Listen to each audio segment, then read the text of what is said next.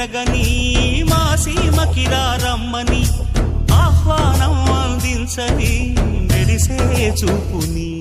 తొలగింది ముప్పు అని నీలి మప్పు మనసారా నవ్వని చిరుజల్లు ముంపు మన ముంగిలంత ముత్యాలే చల్లని ఆశా సుగంధమైనే